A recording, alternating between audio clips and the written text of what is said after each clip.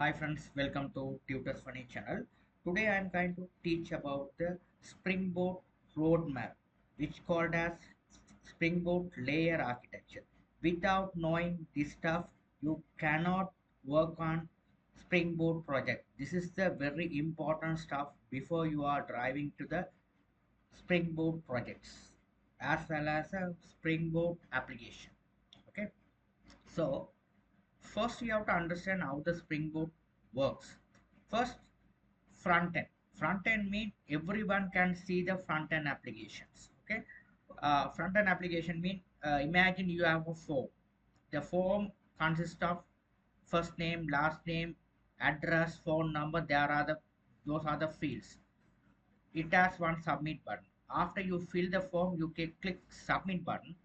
That is a front end. Okay, that is known as a front end. It sent to the data to the controller. The send to the data to the controller. In between these two, we have a DTO. What is the meaning of DTO? It is meaning of the date. Okay, the student has a first name, last name, phone number, and address. So those are the entities. Okay, that those are the student attributes. Okay, you can see that student attributes or data. It is passing to the controller. Controller is the part which is the main part of the framework which handled by control. It is control everything. Okay, if it is a CRUD application, it managed by entire CRUD application. It may be the save record or update record or view record or delete record. All things managed by control. Okay, control is the part which managed by all the operation on the CRUD application. So the controller which to send the record to the service.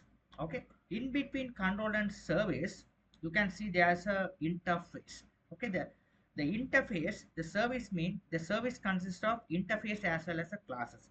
They both are we are implemented as a service in Spring. Okay, so first you keep in your mind front end send the data to the controller, controller passing to the service consists of two things, interface and process. Okay, after the service passing the record to the repository. What is the meaning of repository? In your core Java, you will be able to write the code database queries, select all from records. Okay, those are those kind of the things in the framework managed by repository. Okay, that repository means is the ORM base. Okay, the ORM base we have to return the codes. Okay, so the very simple implementation of this one. Okay, you have to search the record, add the record, all the things you are managed by the repository. Very simply they are implemented by the Spring Boot application. Okay, so the repository sent to the record to the data source. Data source, it may be this MySQL or PostgreSQL or MongoDB. Those all the database can manage the data source. Okay, this how the layer architecture works. After repository sends the data to the data source, it will be saving or update or delete the record. After done this operation, it's sent back to the front end. Okay, here it's sent back to the front end. Okay, it is here it is request is coming, the response is going. Okay, send back to the request response. Okay, when the front end we are when you are enter the form submission, when you click the submit button, that there should be a requests are coming from via the controller. After that, after record added to the database or fail whatever, okay, the operation is succeed or fail, it is sent back to the request to here, and front end it show if the record is added successfully, that show the message as a record successfully. If there is any getting the error, the error message has been submitted to the front end. This is simple implementation of Springboard application. You have to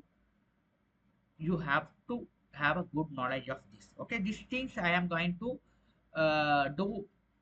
I'm going to show the practical in the Spring Boot. Open the Spring Boot application and how this layer architecture work, and I'll be show you the simple stuff. Okay, let's move into the practical part.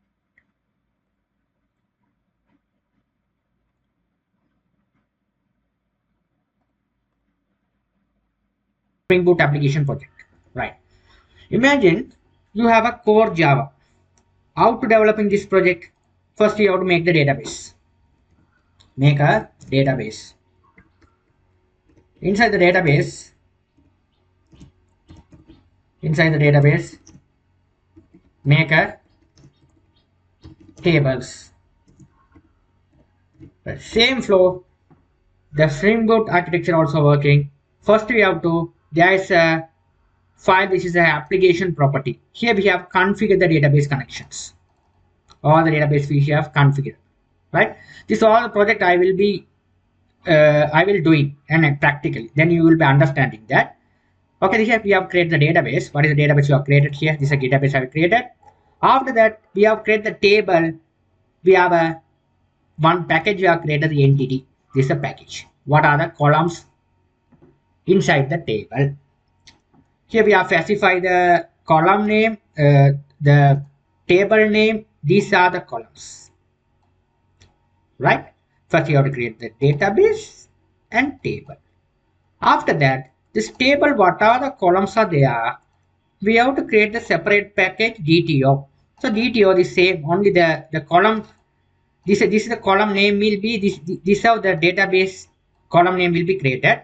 This is the front end data, right? The front end data, the same thing we have to create it here the DTO. Student ID, student name, and address, and these all things I will explain. Don't worry about that, right? You have to understand the flow, how the flow is working in the Spring Boot application. Then only you have to easily developing and implement the project, industrial project. This is must. How to implement that step by step. So this of the table, this is the columns are there. So these columns, this column, this is a column. When the request is coming from the front end, these are the columns names. It which goes to the controller.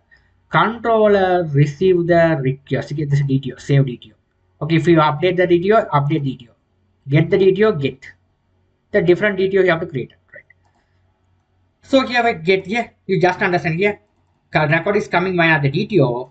DTO sending the record to a student service, means it's a service. A student service. Service, if you are go to the service, this is the interface. That only the implementation is there. We are nothing doing anything else. So the interface passing to the service interface passing to the class, which is a student IMPL. Here we had the record into the database. So how to add the records into the database? We can't directly add the data. So what the thing we have to connect through what the things entity. Entity. So here what I did here is, so here you can see here all things are done. Record is coming via the DTO. Here so DTO we are passing the records. After that, we have to save the record via the repo. So here we have to create a repo. So repo how to pass. This is our entity, a student entity, right? So that's how we are telling that we are receiving the data from the service. This is a service. Service what I'm doing there is we can't add the data direct to the repo. This is a repo.